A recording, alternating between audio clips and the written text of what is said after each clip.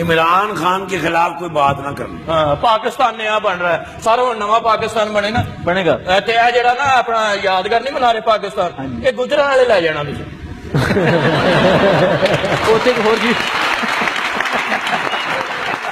और ताया आपको पता कि जो मनारे पाकिस्तान है, हाँ चबुर्जी के साथ इसकी मंगनी हुई थी। ठीक है। मीनारे पाकिस्तान ने जवाब दे दिया था। क्यों? कहता चबुर्जी आवारा जी हैगी, चौंक च खड़ी रहती, ढोलां वाले विच वड़ के सुत्ती।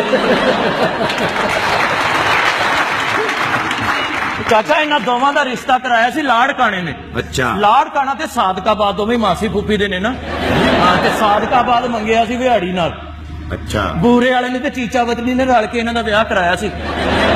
समुंदरी नहीं समुंदरी, हाँ रजाने लाउंदी जांदी।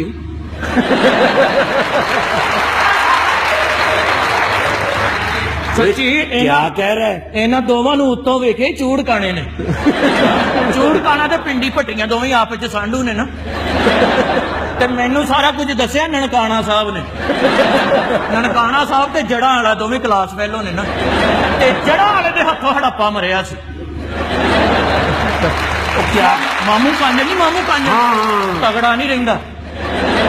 ओदा ऑपरेशन होया, एडी पत्तों की निकली।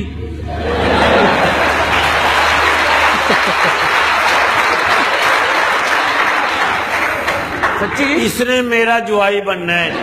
मैं मजाक नहीं करता, ये रिश्तेदारी के मामले होते। पीछे ये पिंडी और एबटाबाद का रौला सुनिया सी ना, दोवां दा चक्कर सुनिया सी ना, पिंडी दा ते एबटाबाद दा।